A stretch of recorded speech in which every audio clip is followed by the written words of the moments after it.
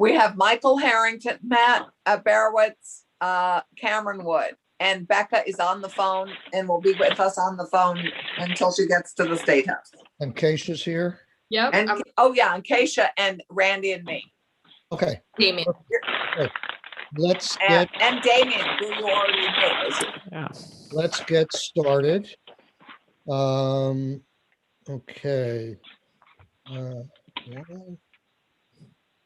Just want to have the gallery. Okay.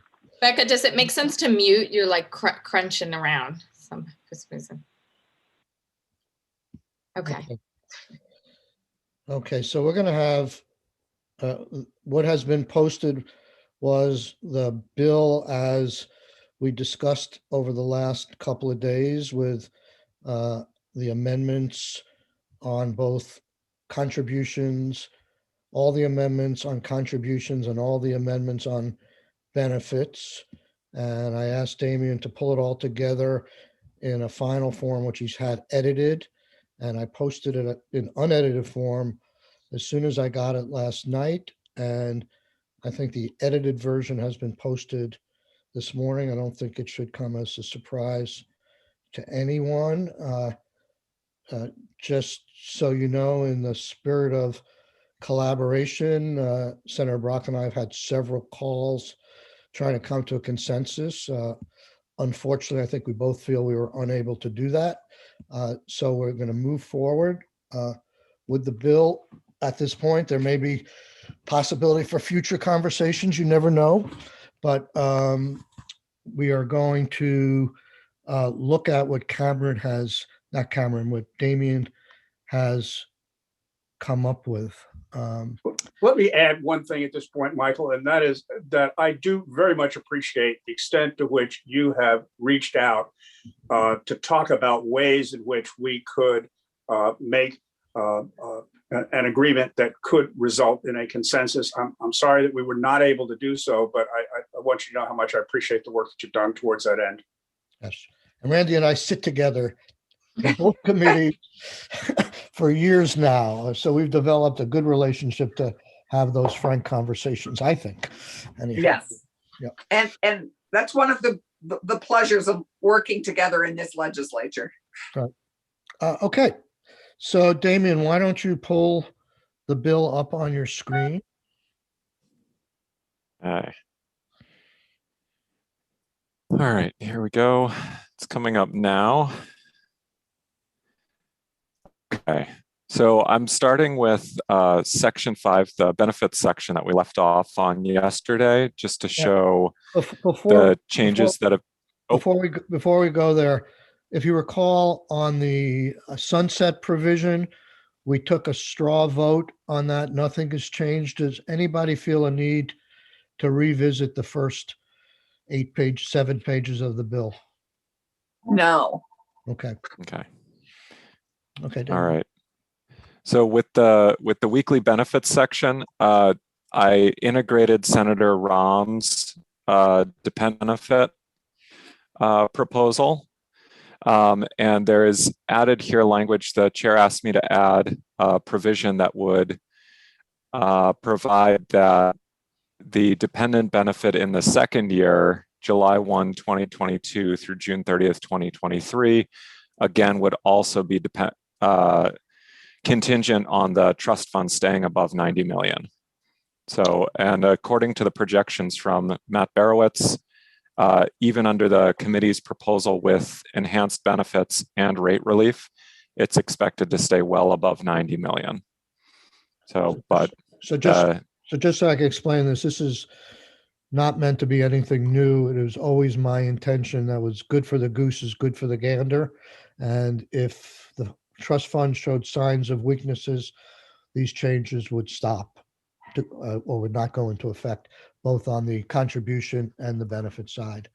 Can I correct something? Oh, sorry. Yes.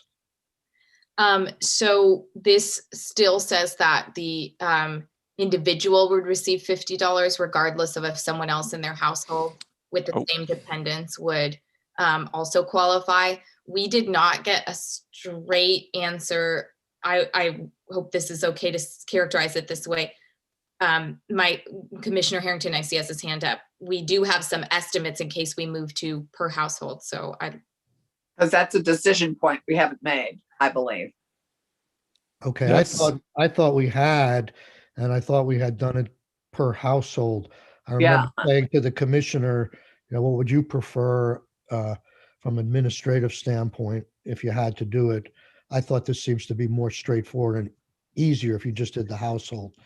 But again, Yeah, certainly. I did talk with Cameron yesterday just about feasibility of implementing something like this. We have other concerns, obviously, with the benefit and how to implement the benefit. But if we were simply looking at an application by application, the ability to simply look at the individual and how they filed their taxes on a one-on-one basis would be the easiest, as opposed to trying to determine whether or not someone also filed for the same household. We wouldn't necessarily have a means or a mechanism for determining whether someone else in the same household filed. So from a feasibility perspective or ease of implementation, being able to do it by person is easier than household. Can I just ask one question? Thank you. I appreciate that. And I know we did see some estimates. I saw something from Joyce that she said of the households, they thought that 3% of the households might have two unemployed people in them. So we'll leave it as is. Is that okay with you, Senator Rahm? Yes, I would. I don't want to complicate things. I would imagine couples filing jointly would be pretty easy for tax to determine, not necessarily if two people who didn't file jointly lived in the same household. So I'm happy leaving it as individual. I don't think it affects the fiscal note greatly. So we can leave it as is if that's better for the commission. We can leave this one for the House. Right. Okay. All right. So moving on to the maximum weekly benefit. So in reworking this language last night, I realized it was getting very messy on the repeal and enactment. So instead, I've just put in session law that notwithstands 21 VSA 1338F for fiscal year 2021 and fiscal year 2022. So for fiscal year 2021, it would set the max weekly benefit at $635 plus the amount of any dependent allowance. I calculated $635 to be roughly 68% of the state average weekly wage. And then the let me interrupt you, put it in context. Commissioner, what did you say the max would go up to on July 1st? Is it July 1st? Yeah, I believe on Matt's projections, it's 550. Yeah, It'll go from 531 to 550. Thank you. So it might actually need to go up slightly here. Where? I'm sorry, this might actually need to go up by a little bit because I was going off of the old 531. Do you want me to do the math, Damien? I'm doing it with a calculator right now. So I'm getting 656 actually. So let me ask. Folks can check my math. Before we change that, I know that was probably our intent in terms of trying to approximate 20%, but have the fiscal notes been based upon the 635? Do we know at this point? Is Matt on with us? He was. There he is. I can't see the screen. Yeah. So I have it coming in at 660. Did you want me to answer that fiscal note question? Yeah, from your perspective, when you. Yeah, sure. Thank you, Matt. From your perspective, when you did the math, were you doing roughly 20% or were you using 635 exactly? Yes, good morning. For the record, Matthew Barretts, Director, Economic and Labor Market Information Division, Vermont Department of Labor. I was doing 20% on the 531. So that would be 637. Okay. Okay, let's change it to 637, even though that's not the 20% that, I shouldn't just say that, I should ask the committee. I mean, my intent was to do a 20% increase in the benefit. If it was going to go to 550, then, then it should be 660. But at this point, given the calculations seem to, I don't know why, Matt, you would have done 20% on the 531, but if you did it that way, then I'm okay with leaving it at 637 at this point. If it's, mm, We don't know what the benefit is going to rise to. And so I thought it was just saying, as opposed to indexing the maximum weekly benefit, you were going to move the maximum weekly benefit up 20%. That was what I interpreted the charge to be. So I apologize if that was misconstrued, not index it then. Yeah, it was 20%. only misconstrued as I guess I was implying move it up 20% from the what it would have been on July 1st, not what it is today. So whatever, no fault anywhere. So I would just say do the math based upon 637 unless there's a problem. It may result in it'll result probably in, for those people, $20 less a week, but it's still still a significant increase. So, does anybody have any problem? People think I'm caving too soon here?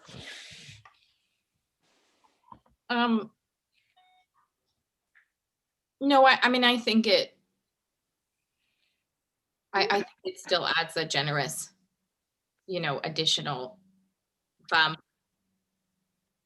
I mean, it's just, we have numbers that were run based upon this, and I'm sorry if I was not clear enough, but But- it would result in for But- 1 year, an $87 increase.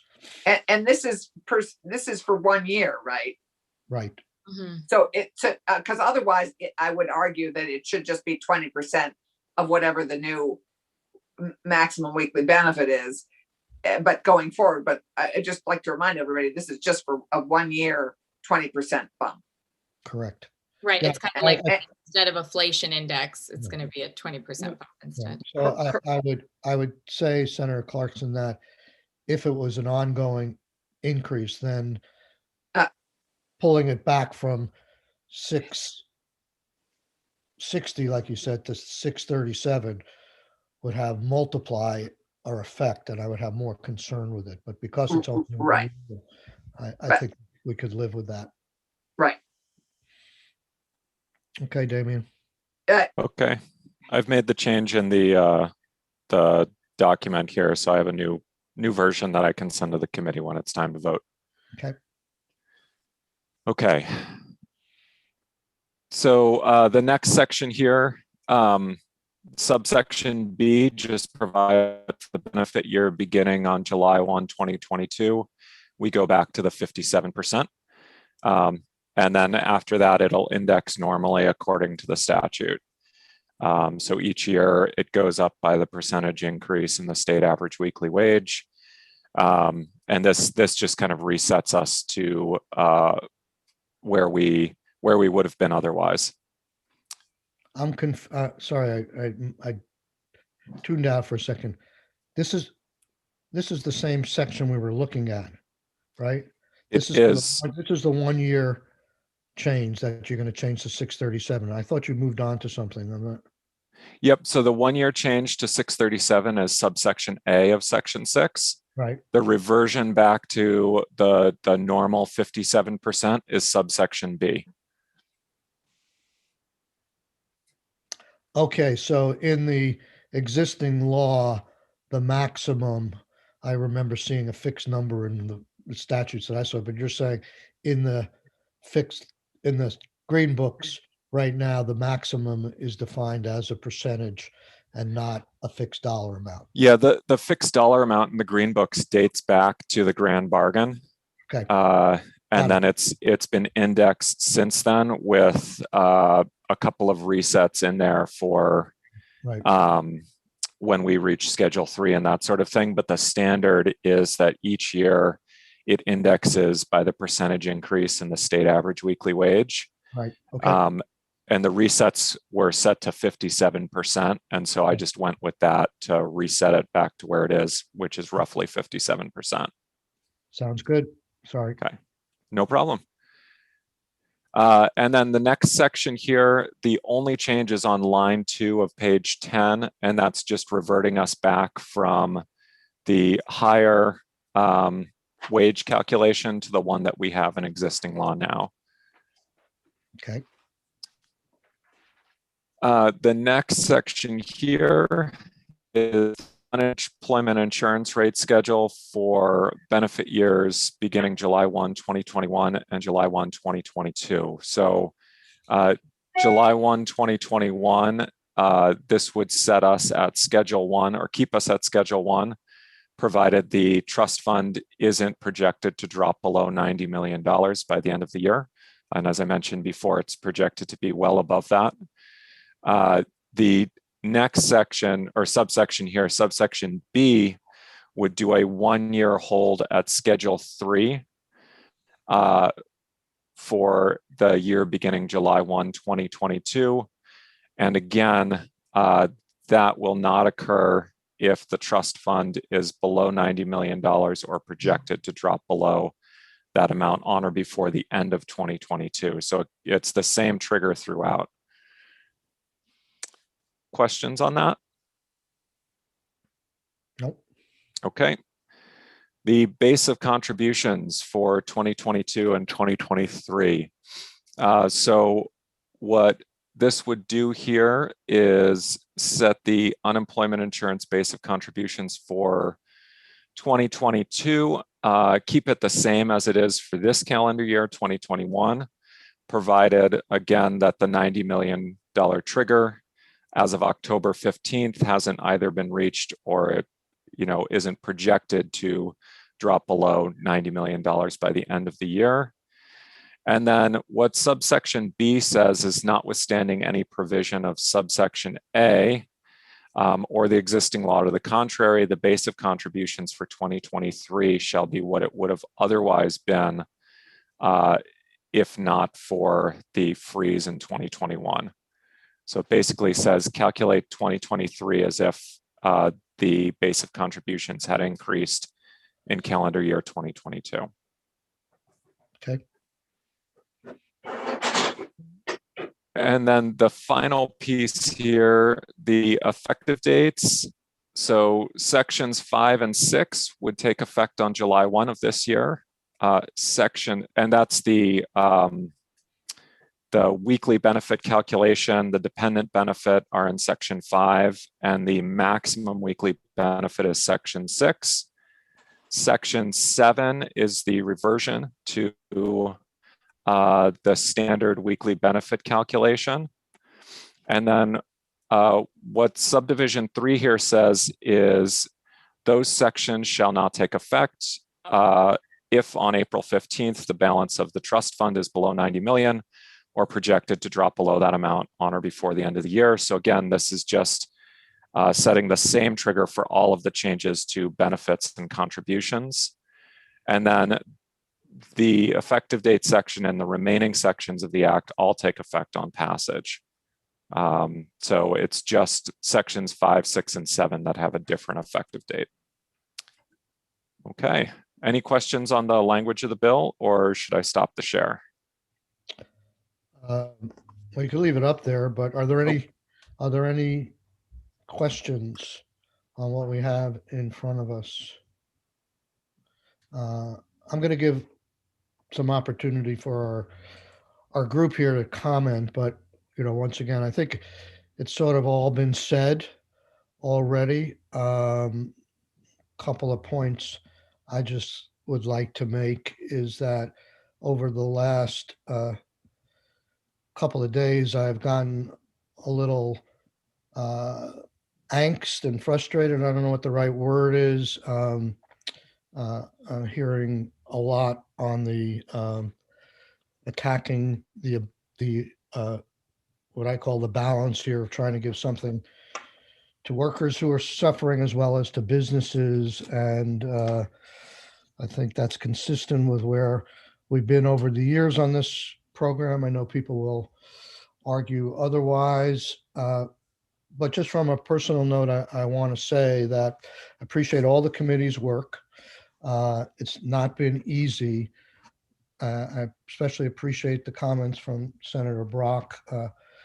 And I just have to say that I feel like I have been just as much an advocate on the contribution side as I have on the benefit side. And yet I have not gotten one word of thanks from anybody in the business community, from the administration, or anything on carrying the water on $127 million rate relief, or whatever you want to call it. And all I'm hearing about is any kind of the additional problems posed by giving some extra help, a leg up to families and kids and people who are out of work. And it's kind of frustrating. I've also recently got some questions that in terms of rushing this, I would point out, as I've said over and over again, that back in September, I made it clear that if we were going to change anything in the trust fund, I wanted it to help both sides. And I reached out to the department, give me some ideas. The only idea they gave me was something that was already existing law. So we just had to move on with our own ideas.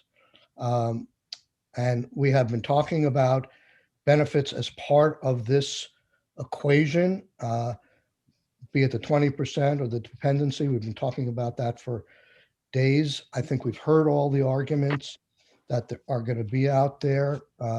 People are still free, even at this late date. And I told people last night, we don't have time because we're on these legislative deadlines at this point.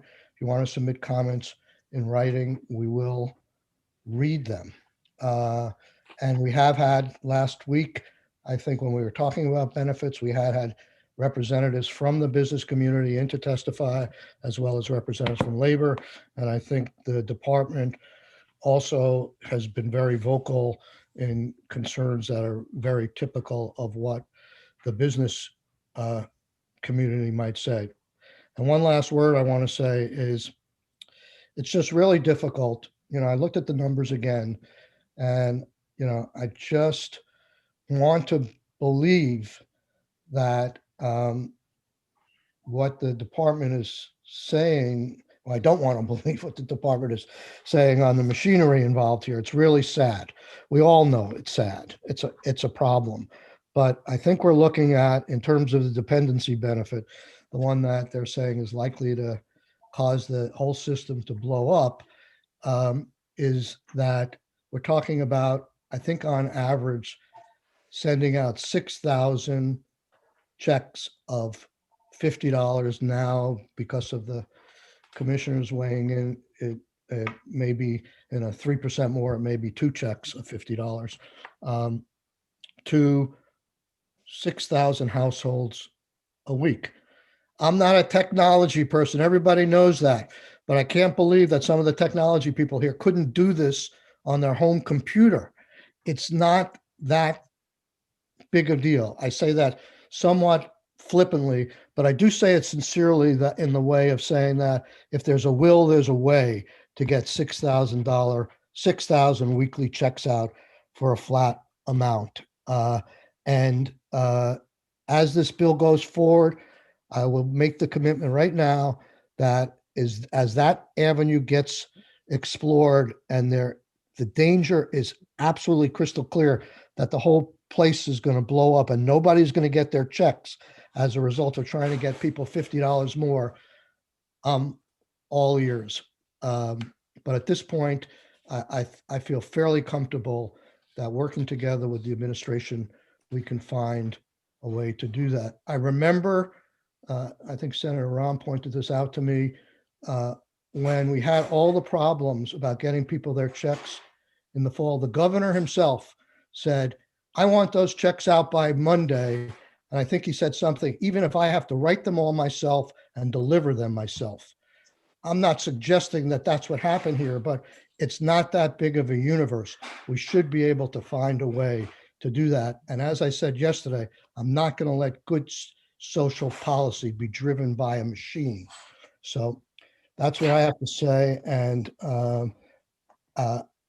we are going to go to a vote, but I'm going to ask the commissioner, I guess, would probably be the one person I would ask if he has comments. He's been very articulate in the past. And we do know his position, but if he wants to summarize that, that would be great. And if anybody on the committee wants to say some more before we go to a vote, there'll be opportunities to talk in the amendment process to the bill as well. But Commissioner, you're welcome to talk with us.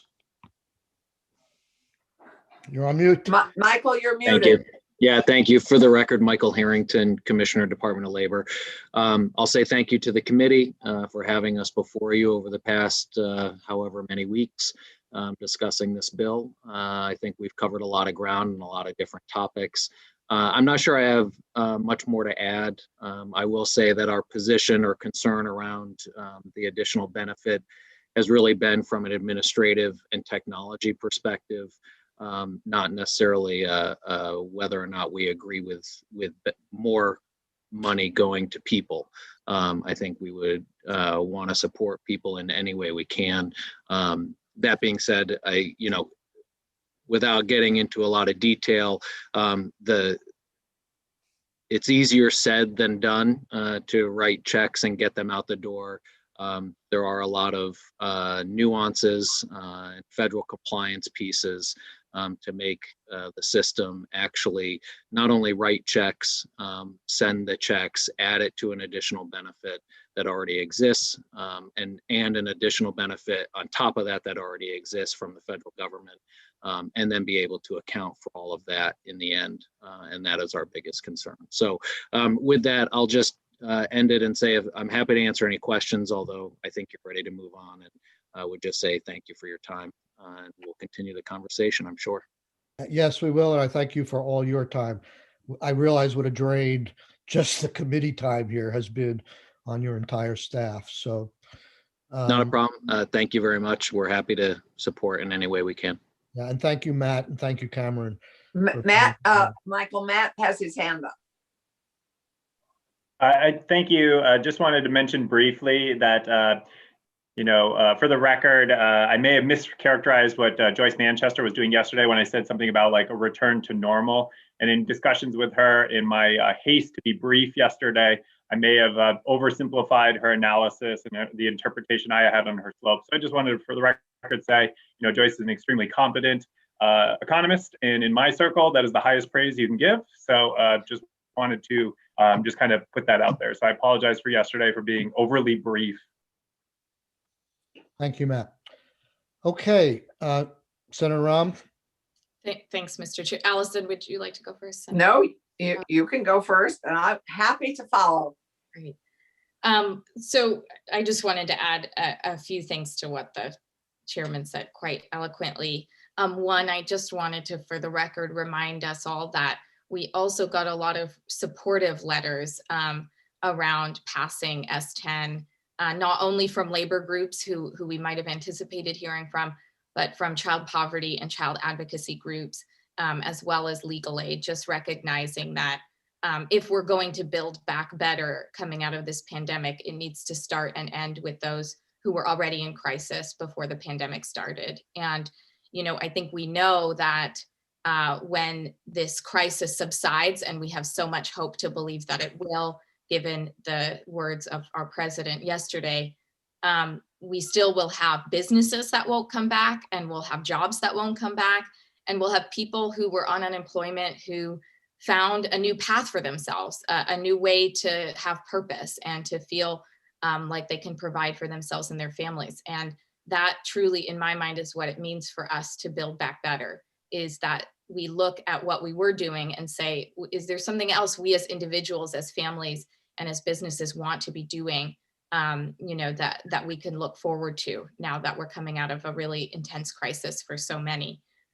It was my privilege to meet with the Department of Labor and some folks from Digital Services yesterday to look at screenshots of the mainframe to better understand the situation they're facing. And it is a dire one, but it is a dire one regardless of if we add more benefits to folks or not. We're essentially operating with kind of a narrow railroad bridge when we eventually need, you know, a 6-lane highway to be able to manage the needs of Vermonters through a crisis like this.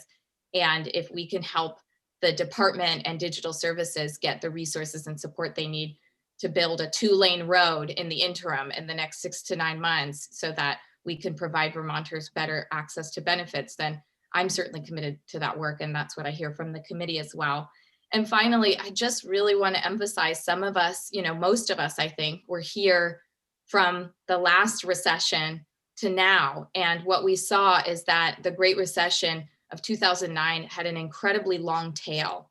If you already were struggling with poverty and slipping into poverty because of your family status and, you know, what you needed to provide for your kids, then your post-recession income level almost never came back.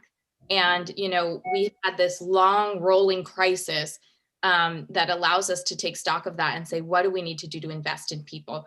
We as government should not pick winners and losers in the economy, but we should invest in our people and make sure they come out of this crisis with what they need to somehow feel like they can move forward and move on from all of the loss and grief we've all experienced. So I'm just really grateful to be on this committee advancing such an important bill. And my thanks to everyone on the committee, particularly the chairman, that we can advance this at this time. Senator, thank you. Senator Clarkson? Well, it's hard to follow that because I completely agree with everything both our chair and Senator Rahm have said. I guess the only thing I would add to Keisha's eloquence is it's building back better together. And for me, this is the critical point, is that we all need to benefit and we need to come out of this economically more secure for, you know, the economic security is such an important value as we build back better together.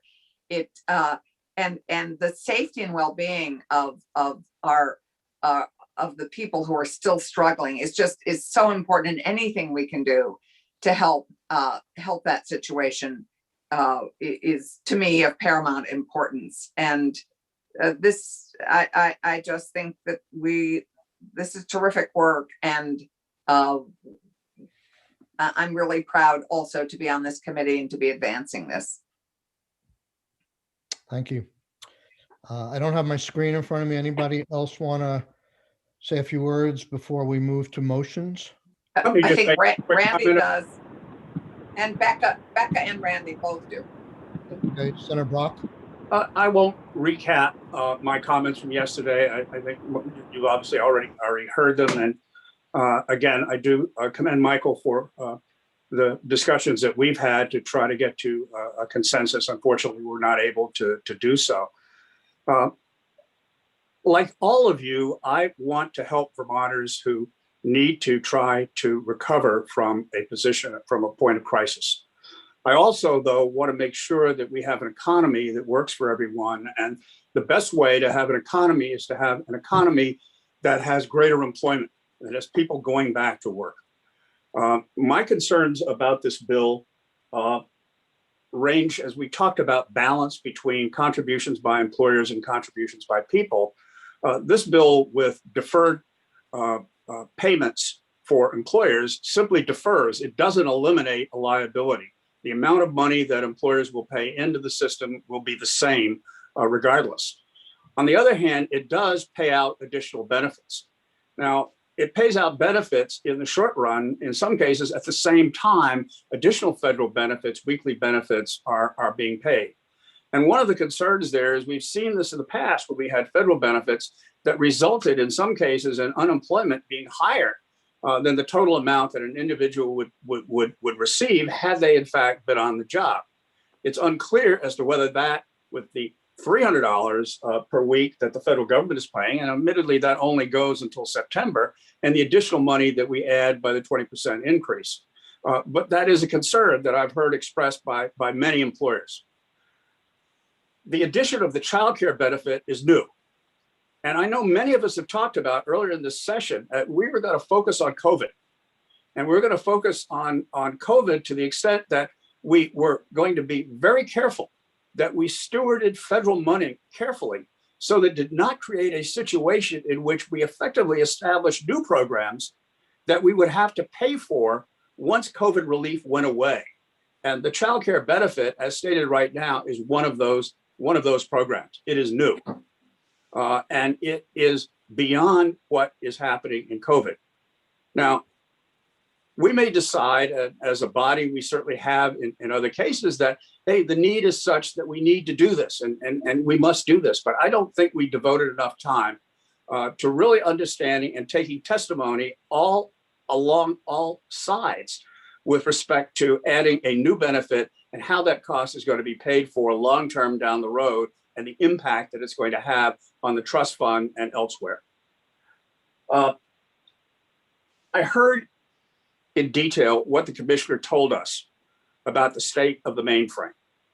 I also note what the Agency of Digital Services told us. And I realize that we can do all kinds of things offline, but we are dealing with a technology system and an administration system that is extremely complex. And our technology is operating on a thread. I would hate to see us do something, even though well-intentioned, that resulted in a disaster. And that disaster has a real possibility. And all I can say is we've been warned. There may be a workaround. I hope there is a workaround, but we've been warned. And for those reasons, and again, I appreciate all the work that this committee has done, the thought that it's put into this bill, the discussions that we've had, and in particular, the work of the chair, who I think has done an outstanding job in doing his best to consider all of these perspectives. But unfortunately, when I take this into account, I must vote no on this bill. Thank you, Senator Brock. Did someone say Senator Ballant wanted to say a few words? I believe Senator Ballant would like to weigh in. Can you hear me, Mr. Chair? Yes, with static. Okay, I'll turn up a little bit. So what I want to say is simply this, is that we are citizen legislators. And the reason why I bring it up now is because we are representing all of those families in our communities who are struggling right now. We have families in crisis. We hear it from our schools. We hear it from our mental health agencies. We hear it from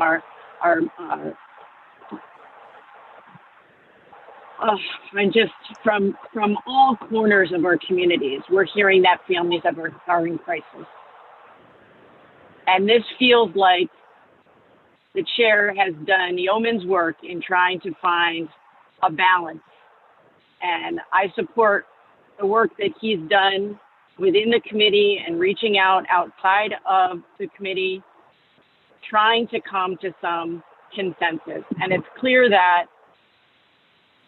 no matter how hard he has tried, that there are some partners that aren't willing to come to compromise. So at this point, I feel like this is in the best interest of our constituents and the families in our communities, and I support this bill moving forward. Thank you, Madam Pro Tem.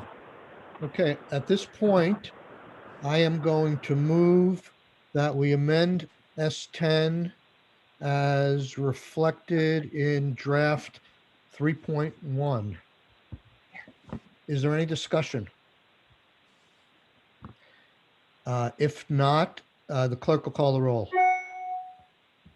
Are we doing a roll call on the amendment and the? We are. Okay, great. Senator Ballant. So I'm almost to the State House, so I will give you a yes, and then you'll be able to see me on screen in just a minute. Felt like Okay. you were so present. Senator Brock. No. Myself, Senator Rom, yes. Senator Clarkson. Yes. Senator Sirotkin. Yes, and given that the majority has voted, I'm not sure the procedure. I'd like to hold open the vote for Senator Ballant on the amendment. But if that's not possible, I don't think that big of a deal if she gets to vote on the full bill. So I am going to move that we report S10 favorably as amended, and we'll take a roll call vote, and we'll hold the roll call open until Senator Ballant arrives, even though we may move on to other business. So the clerk will call the roll. Holding the vote open for Senator Ballant, Senator Brock, No. myself, Senator Rom, yes, Senator Clarkson, Yes. Senator Sirotkin. Yes. Okay, so that vote will be held open until Senator Ballant arrives. Unless somebody warns me to the contrary that I'm doing something wrong here, I'd like to take a 10-minute break. That's a tough call for you guys to tell me I'm wrong. I think we can take a break, and if Senator Ballant comes back, we'll take her vote then. And I'm sure there are always fixes if I've got the process wrong. So we'll see you all at 10:50. Okay. Mr. Chair, just so people hear it at the same time as the vote, are you going to be the reporter of the bill that I should write down? I will report the bill.